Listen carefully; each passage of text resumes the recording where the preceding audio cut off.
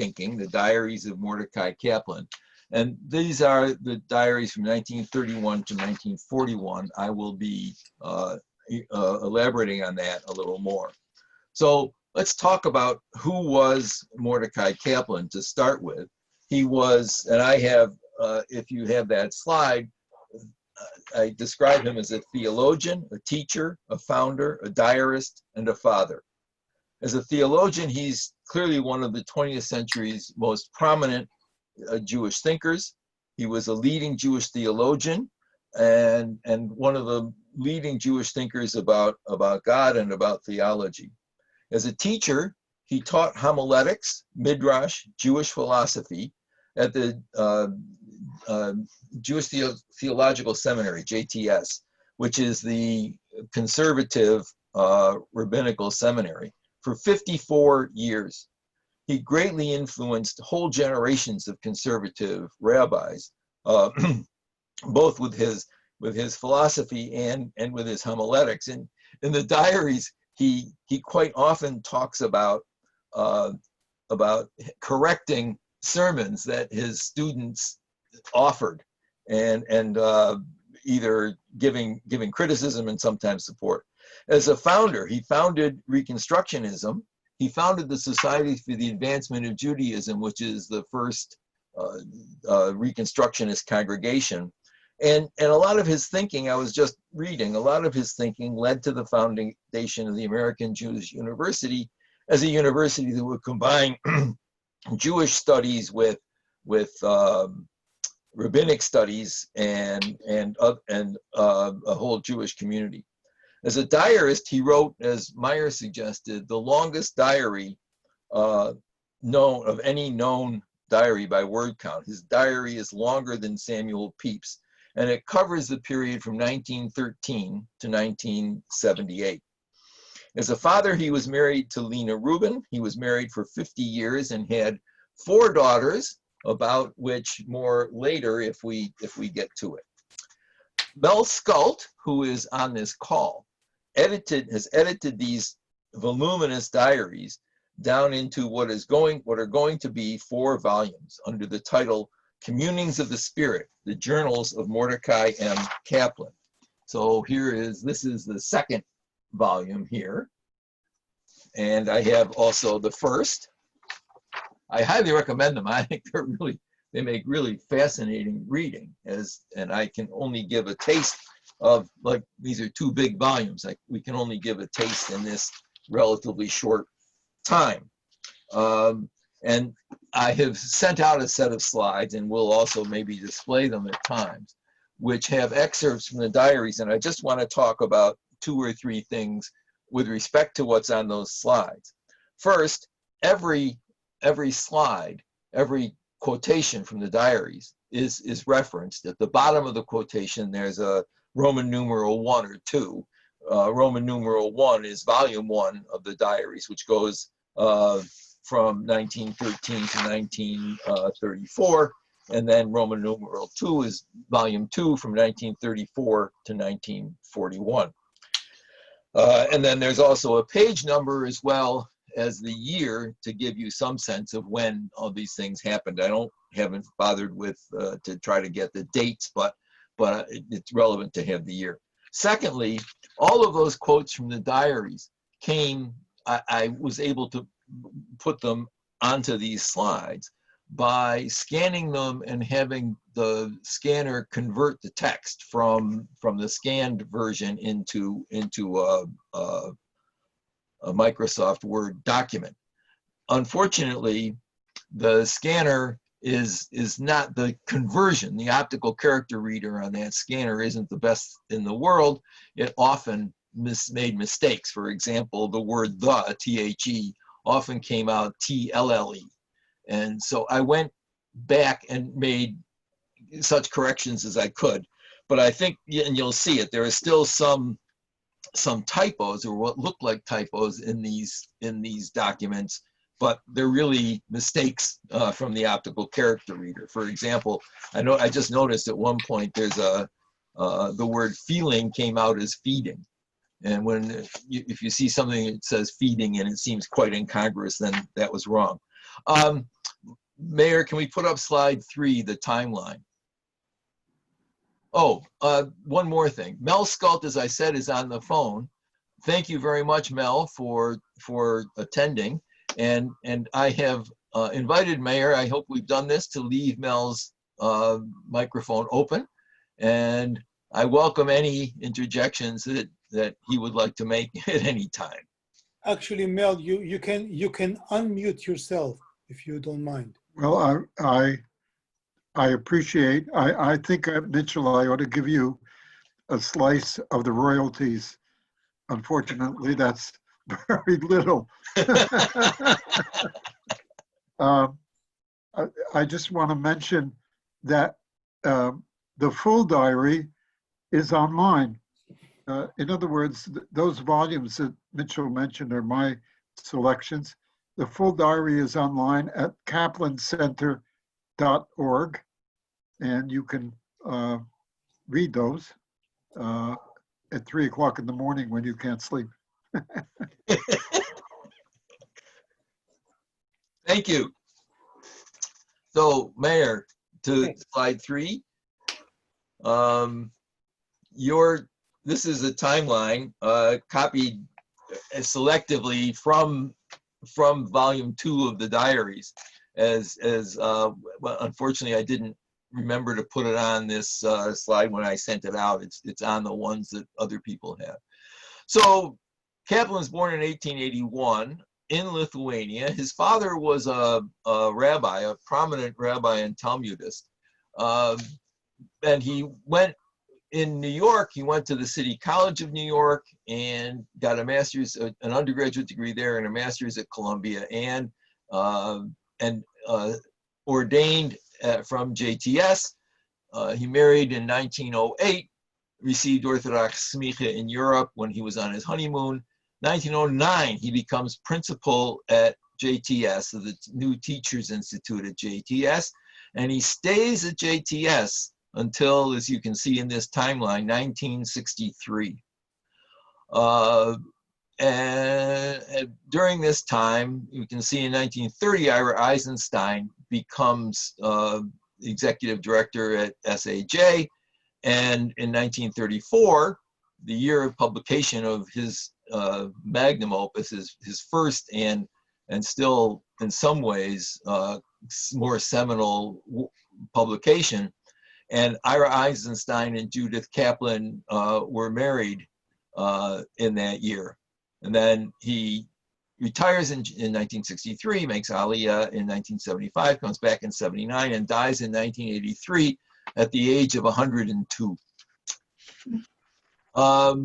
So the themes that I'm thinking there, I could think of, I thought as I read through the diaries, I could pick out, 7 or 8 different themes that carry through the diaries.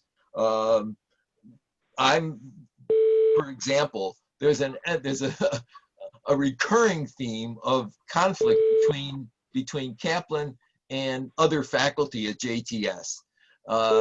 And there's a recurring theme even of him flirting with leaving JTS and going to one of the reform institutions, which he does briefly and then comes back.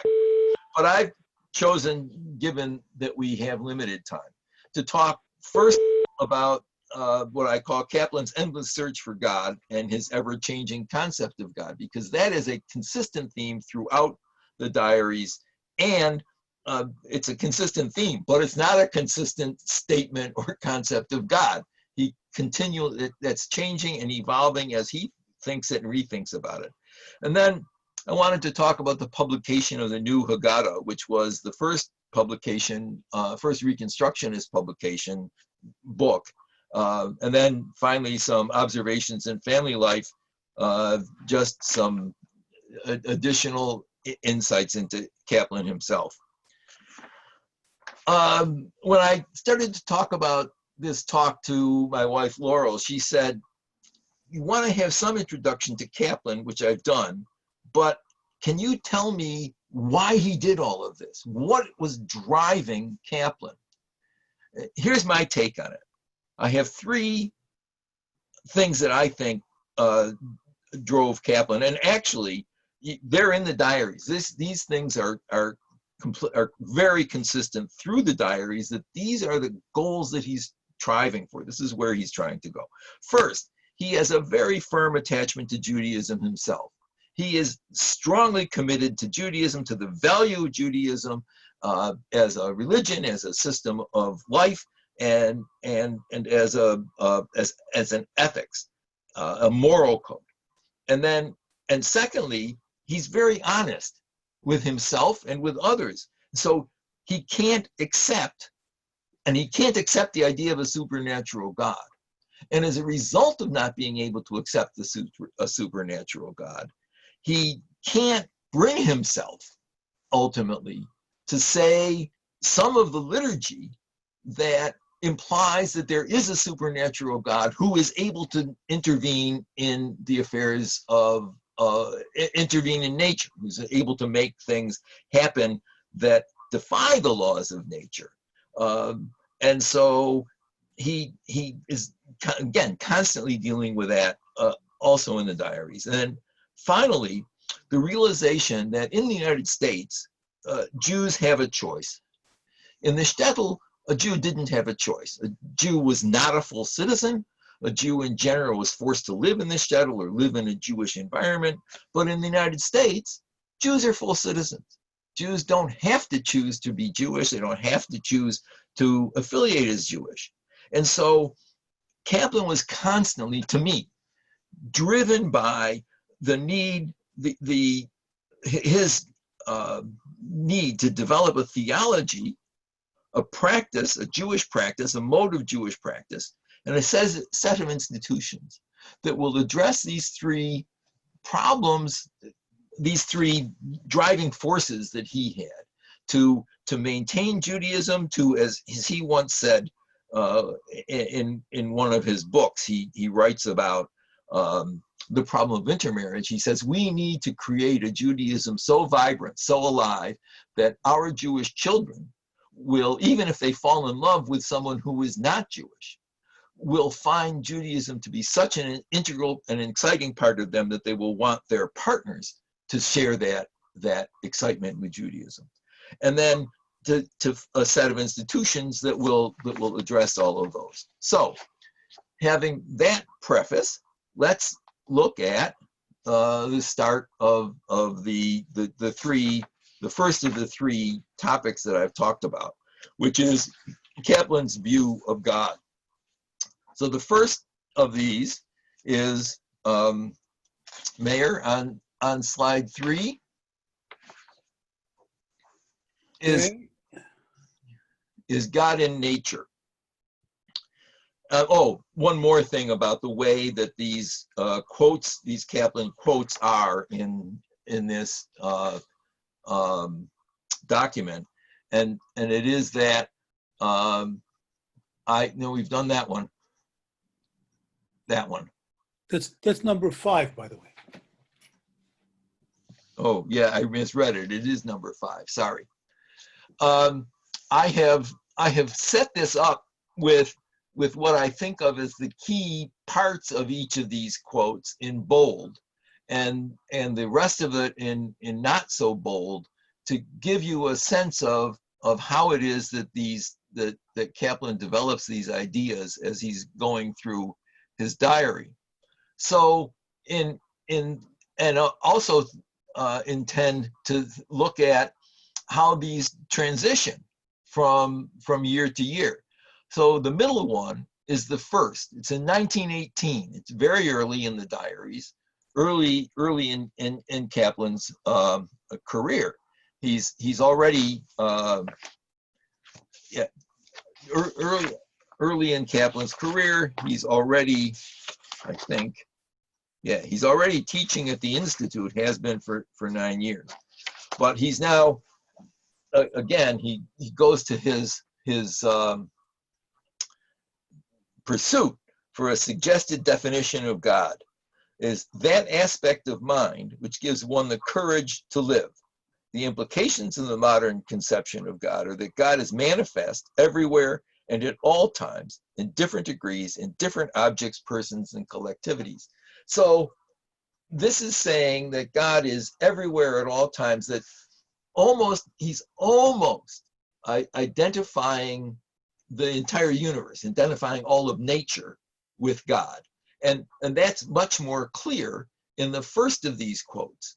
The work at the seminary has given me the time to organize more clearly my conception of God. So we're now 8 years later, 8 years after the 1918 quote, and he's saying, I find myself at present in believing in God as the living universe. The living universe. The evil in the world is due to chance, but which is as necessary to reality as the negative is necessary to the positive. But is God finite or infinite? The question is either meaningless or irrelevant. God is all that there is. So he's in here, he is expanding the idea of God to make it all of nature, all of life, all of the world. And we look at the third of these, which is 1940, and he's now talking about there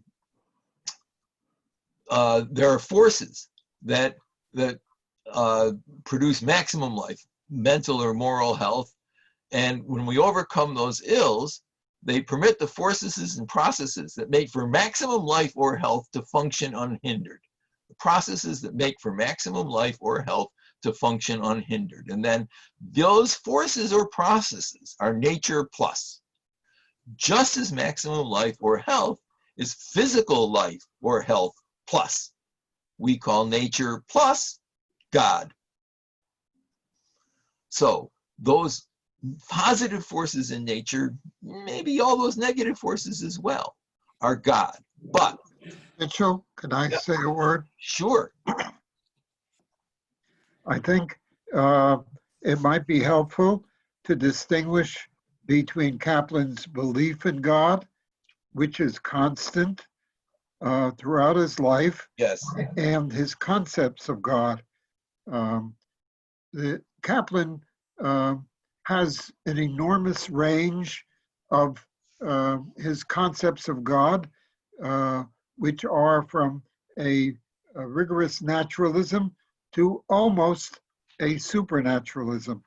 So whatever your beliefs about God, I believe that Kaplan will reinforce what you feel. The other thing I wanted to say is that his focus is always on the forces that make for maximum life in the individual. In other words, which he calls salvation. I guess you'll get to that at a later point. But his concern is with the individual and living our lives to the maximum, and whatever aids us in that process is what he wants to call God or divinity. And the power that makes for salvation. Yes, I agree, and thank you, Mel. I think Mel's basic point that Kaplan always believed in God, his concepts of God evolve throughout this period. And that's what we're looking at.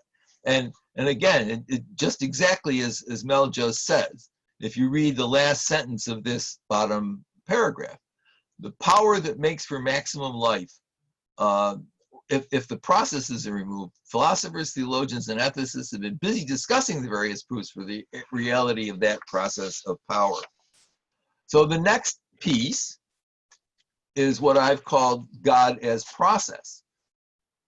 So we could put that up, Mayor, if we like. This is, let's see, the second one of these here, of these paragraphs, talks, we should conceive of God as a process and not as an entity. For God is a term to designate all those phases of the new direction that life takes on in man, which are indicative of life's infinite possibilities of growth. So again, the idea of salvation, the idea of man achieving his maximum potential. And really, the quote above that on from page 252 belongs with the next slide. So let's go to the next slide, Mayor, which is, oh no. Okay,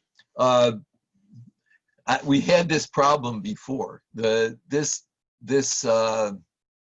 piece is partly obscured, but the first paragraph is actually a mistake on this page, and the first paragraph is repeated in the middle. So the first paragraph, which says, "Thus, by the same token, that the awareness of the want of salvation leads to the emergence of selfhood, the awareness of the existence of conditions that make for the attainment of salvation leads to the emergence of godhood.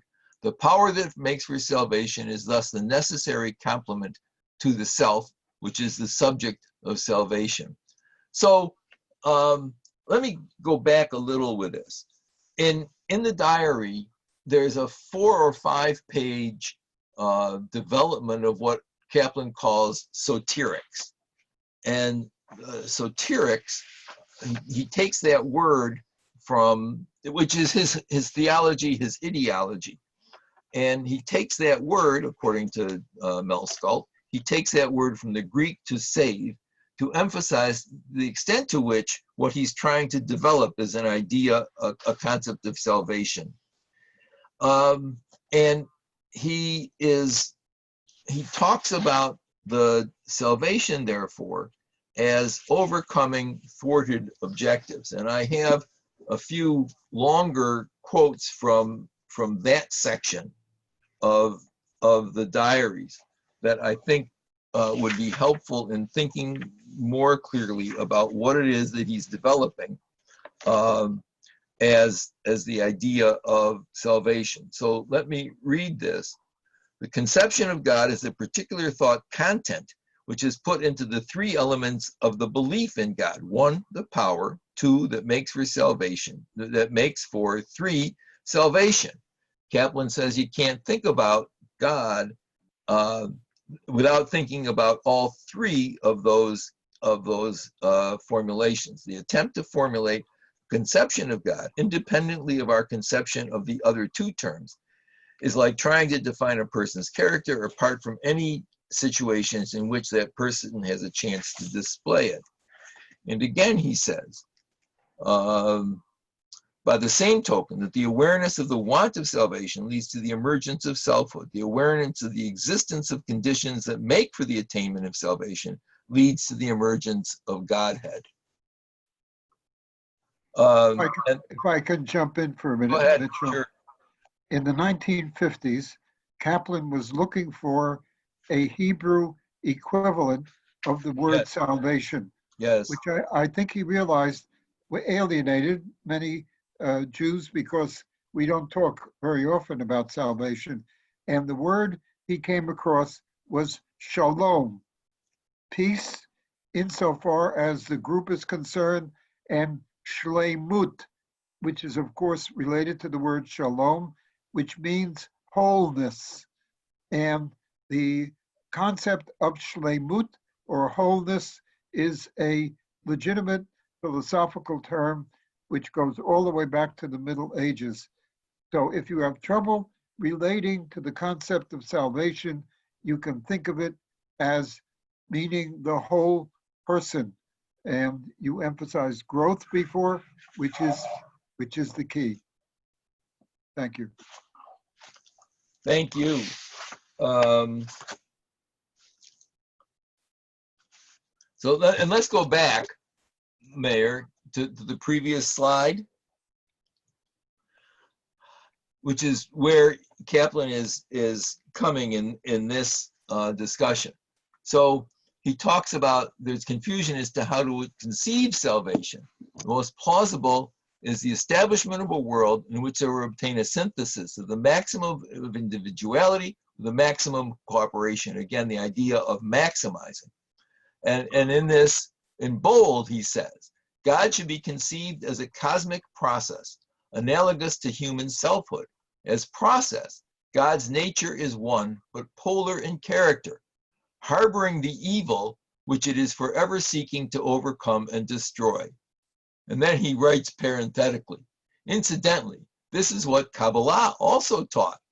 This is the first time that I find myself subscribing to the traditional concept of God as the author of both good and evil. Hitherto I conceived of God as identified with the good only. So again, here is Kaplan struggling with these questions, changing his mind, openly changing his mind in the diaries about how does he conceive of good and evil. And if we look at these earlier definitions, he kind of thinks of bad things happening by chance. But now he said, well, I can't eliminate that. So, Mayor, finally the slide 8.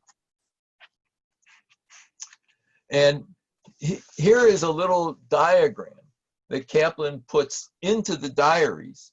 I don't know why it's not on here. I guess it's because that the reference isn't on here because this is, I just scanned and copied this. So this is a hierarchy here. The top of the spiritual values is the power that makes for salvation. And the bottom starts out with spirits and gods. And now we've got two words you probably haven't ever heard before: theurgic and soteric. Soteric we just defined. Theurgic means relating to interventions by a divinity or supernatural being in the real world. So when we're at the level of spirits and gods, then the means of salvation are either by divine intervention or by the search for salvation, which is unconscious, and it produces security against disease, privation, and enemies. That's the idea of what will happen when you're dealing with spirits and gods. And that follows then by the emergence of a group god, which is also theurgic and soteric and provides security for the group. The emergence of a universal god, which is divinely revealed law, provides security and group expansion. And clearly he's thinking here of the evolution of gods and of theology, and through the emergence of a God of Israel, and a universal God as a redeemer. Then God is immanent and transcendent, and finally God is the power that makes for salvation. Knowledge of rational, and the means of salvation is knowledge of rational and functional values translated into individual habits and attitudes, into social institutions and ideals. So that's the end of what I had planned to talk about with respect to God. And so I'd be happy to take any questions, discussions, comments, whatever people think about any of this. Mel? Oh, well, I'd like to hear from the audience in terms of I've spoken and hear what you want Yes. to ask or discuss. So would I. You can put up your hand or just, I guess, unmute yourself. Mayor, what do we got here?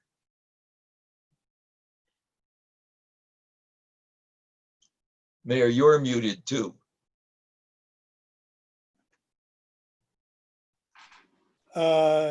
David Friendly has his hand up, so go ahead, Go ahead, David. David. Mitchell, as you were talking, I realized that, first of all, I hadn't thought a lot about this phrase, the power that makes for salvation, in a number of years. And I was thinking back to when it used to be something in Darchei Noam we tended to use a lot. And I'm going back now to when I started, which was in the late 70s and through the 80s. And I started realizing how convenient it was as a person in my 20s and 30s to be able to explain my discomfort with a supernatural God by having a phrase that clearly said, I don't believe in a supernatural God, but I believe in God. And that phrase was, God is the power that makes for salvation. And I don't ever remember sitting around with any of us trying to figure out what the heck that meant. And now hearing you say it, and with the distance of internet, which gives, well, first of all, it prevented me from interrupting and throwing in jokes and so on as you were talking, which So this discussion is different than the traditional ones I was used to. But I found myself thinking about it in a completely different context, thinking back to where my mind was at around this when I was in my 30s and maybe 40s. And realizing that it was a convenient, it was like a mantra, and we had a number of them. There were all these Kaplanian phrases that we kind of memorized, but I'm not sure I remember us questioning them or trying to figure out what they really meant at the time. Well, I would like to hazard, I've been studying Kaplan for the last 40 years. I started in 1972. And so it's taken me a very, very long time to figure out what exactly he meant by the power that makes for salvation. And I'll give you my latest thinking. I think in order to understand Kaplan, we have to remember his emphasis on ideals. In other words, he was concerned for where we would like to be individually in terms of growth, individually in terms of integration, and integration in terms of society. But it was always the ideals that he was concerned with. Now, one of my ways of doing research is I spend time reading the Kaplan Diary, and when I come across a individual that Kaplan was reading, I read that individual. And I've been doing that for a very, very long time. And one of the most interesting individuals Kaplan read was George Santayana, the great philosopher who was at Harvard around the beginning of the century. And Santayana talks about ideas as having reality. In other words, an idea like compassion, for example, can have reality because it has power. In other words, when we are moved to be compassionate, one might say that the idea is working through us in order to be compassionate. And insofar as it works through us, it has power and it has reality. And so what I would like to say is that Kaplan, I would like to reconstruct Kaplan, if I might, and talk about the powers that make for salvation. What is it that drives me to spend all this time? Well, it's the ideal of self-fulfillment and self-perfection. It's the ideal that, I want to be smarter than I am. I want to know more than I do. And I find that in the diary. And so I think the powers that make for salvation in terms of whatever the ideals are that move you to be sort of further up on the scale of what it means to be you. And I think those powers are divine in Kaplan's mind. And they are very different for each person. And that's why he keeps on talking in terms of all of these aspects of the universe that he feels are part of God, because there are so many people and so many different ideals that might move them. Thank Can you. I make a response, a very quick response to that? Sure. What you've just said has made a huge difference to me in the way I've been thinking about this. Well, not constantly like you have, but over a span of 40 years, simply by adding the letter S to a word has